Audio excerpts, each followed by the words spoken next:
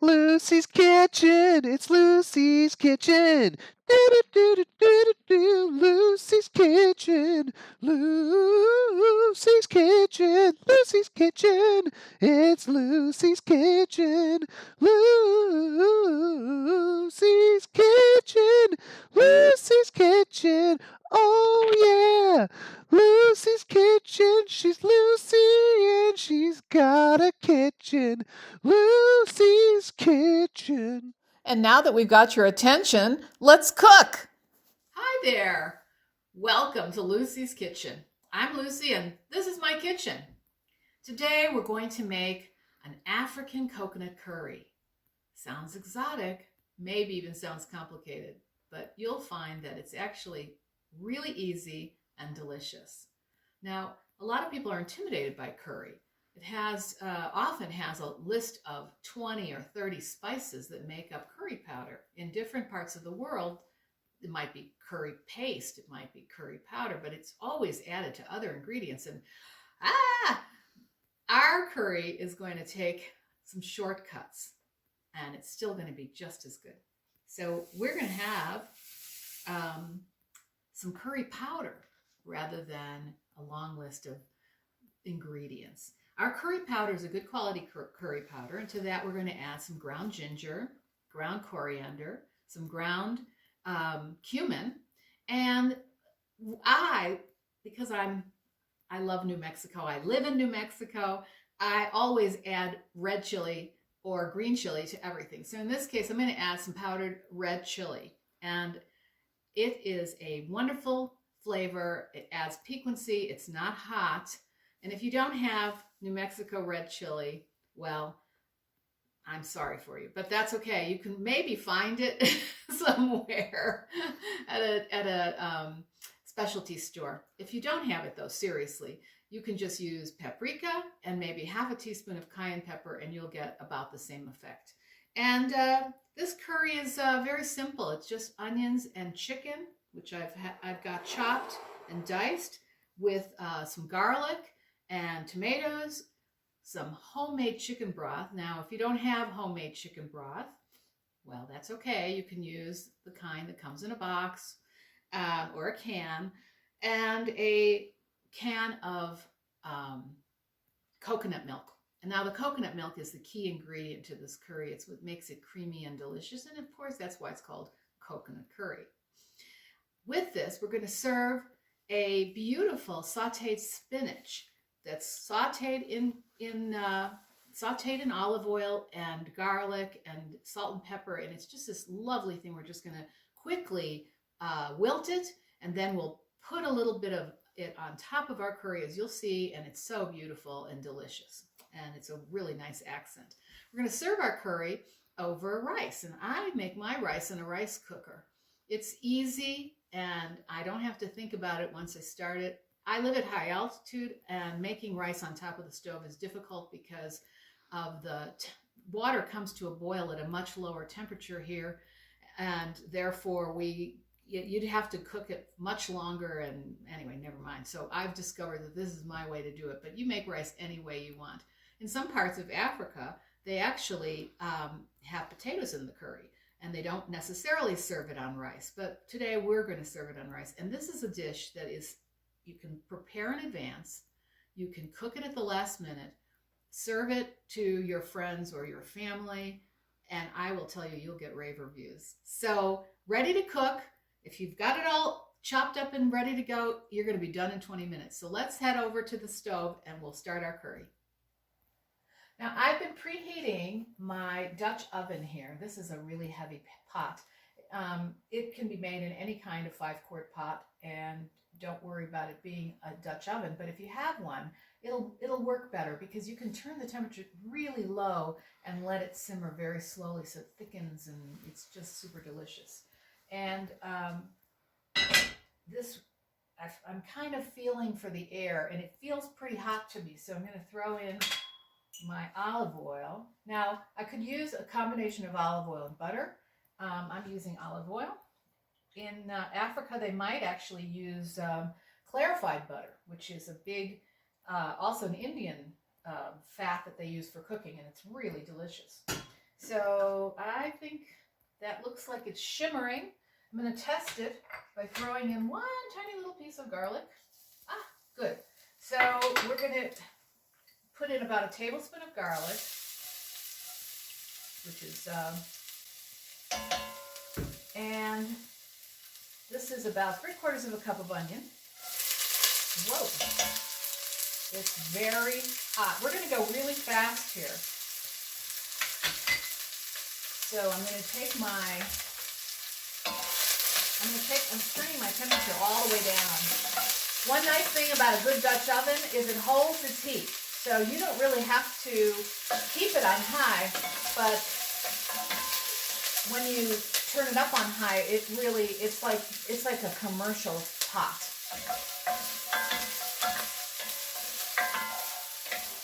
Now to that I'm going to add 2 pounds of cubed boneless, skinless chicken breast. You can use any kind of boneless chicken for this dish. And I'm just going to put it in here. And now I am going to turn it way back up to high, because the chicken is going to lower the temperature.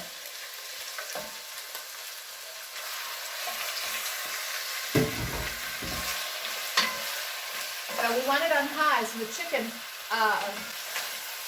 we don't necessarily want to brown the chicken, we just want to get rid of that pink color, sort of that raw color. And we want to make sure that the onion and the garlic sort of incorporates all around the chicken, kind of sticks to it.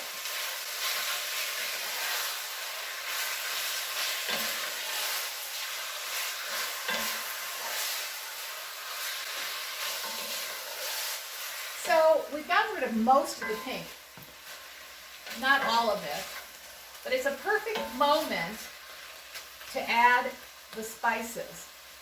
I'm going to start by adding the curry and the ginger, cumin and coriander, and the red chili.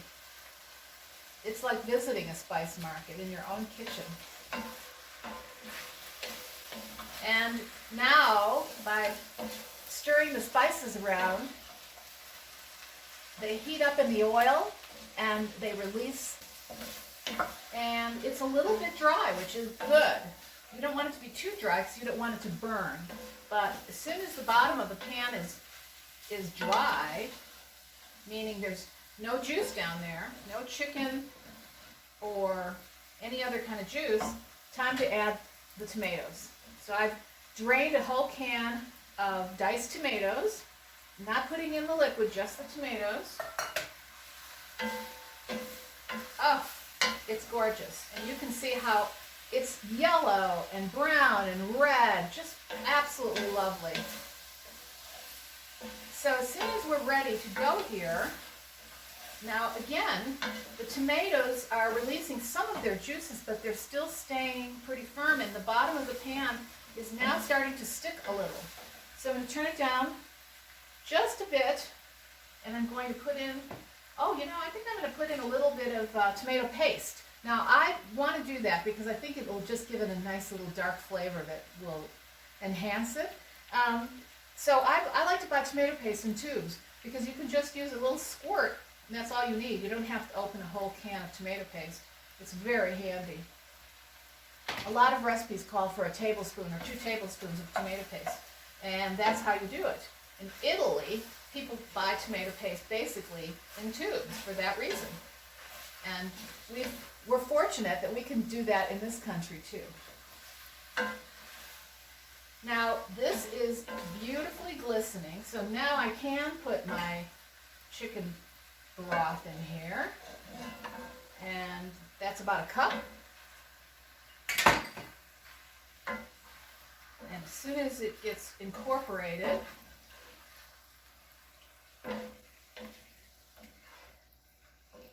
so at this point I think I can add some salt. Now I use unsalted chicken broth. If you use salted chicken broth, you may not need as much salt as the recipe calls for. Okay, and we are making a lot of progress quickly. Our final ingredient is this coconut milk. Now the top of it is a heavy coconut cream that floated to the top, and the rest of it is clear liquid. Just use it all. And it will gradually dissolve in this broth. I've still got it on medium, and you can just kind of push down on it. And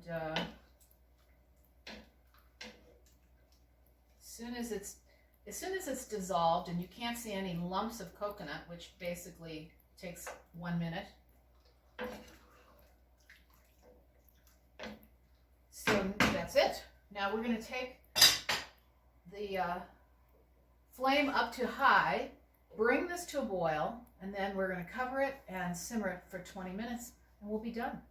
So it's been cooking for 10 minutes, and I want to take a look at it and taste it.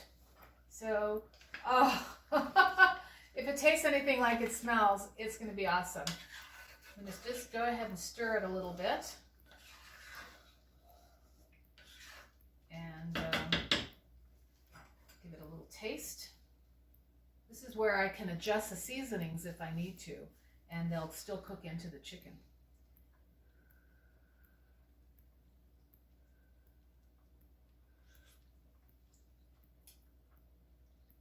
That's really good.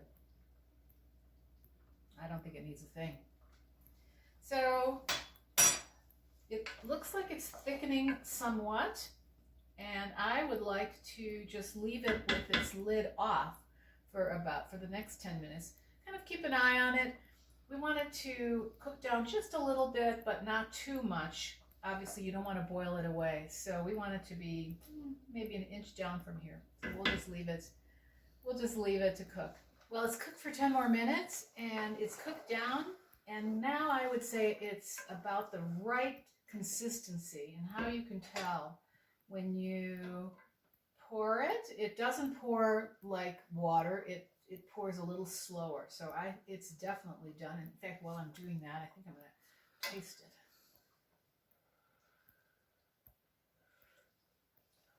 Wow.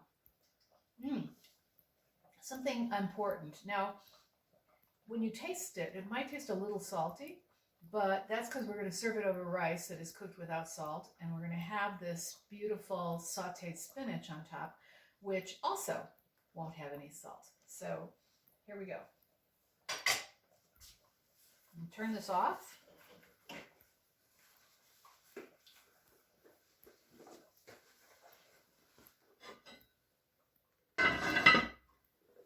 Move it over here. So my pot will hold the heat for quite a while. I don't have to worry about keeping it warm. It's just going to stay just perfect. And don't need this now. I need my saute pan.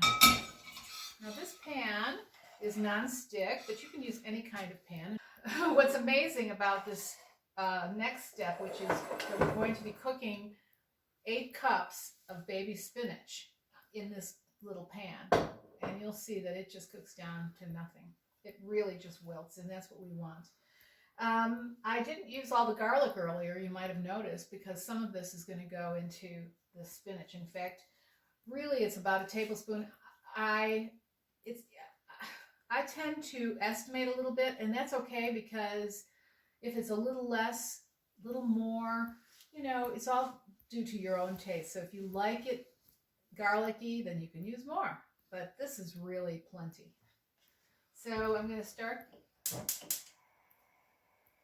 by heating up my pan, and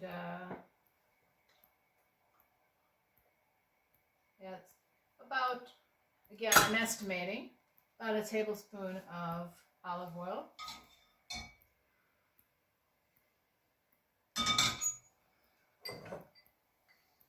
Oh yeah, it's doing its thing.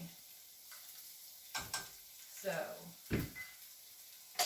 now garlic can burn very quickly, so just stir it around for just a few seconds, And then start adding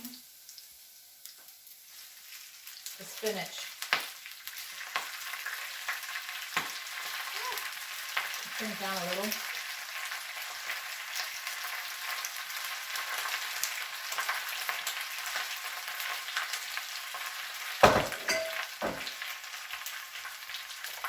Now this spinach is a very, very handy accompaniment to a lot of different dishes. You don't have to just save it for using with curry. You can make this and it would be really great with a roast pork loin or some grilled chicken.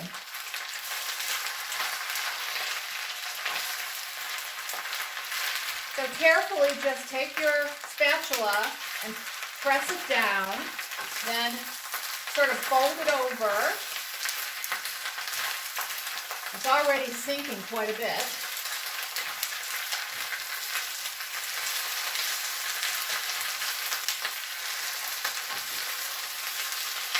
And we're not trying to cook this beyond an inch of its life here. We're just trying to let it wilt so it keeps its gorgeous green color. Woo. Then I'm going to turn it all the way to low.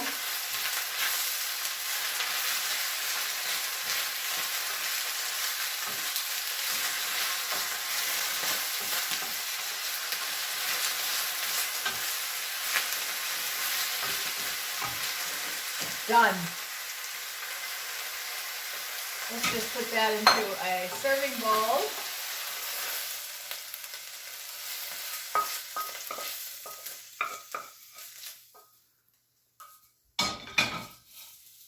And it's time to have a taste.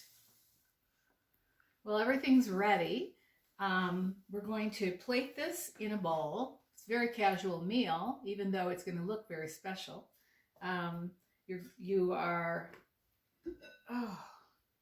First of all, curry is just so delicious. Set that aside. My rice is ready. I'm going to start by putting some rice in a bowl.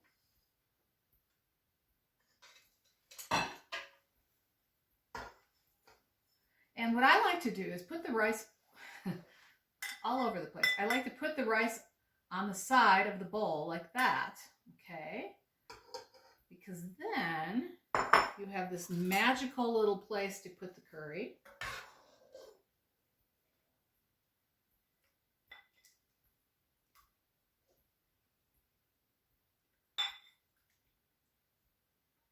And that looks fantastic.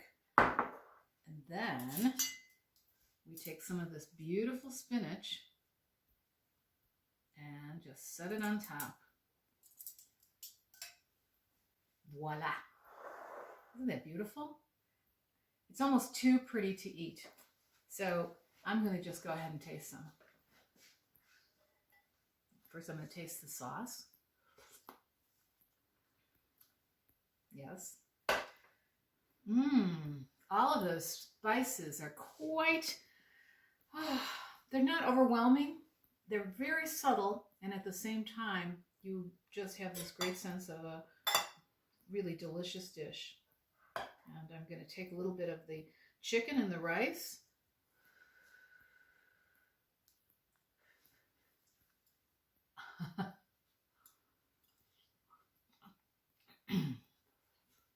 Hot.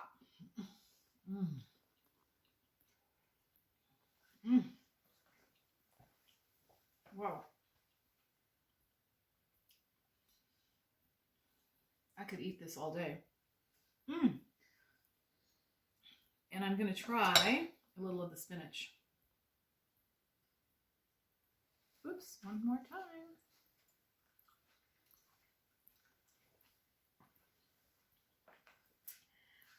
Wow. I have to say, this is one of my favorite meals ever. What I really taste here is a combination of the piquancy of the curry and this undefinable ginger that really doesn't jump out at you, but adds so much.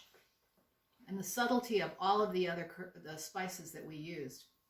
It's really, really good. The garlic and the onion None of it's overwhelming, but it just combines perfectly to make a really rich and delicious dish.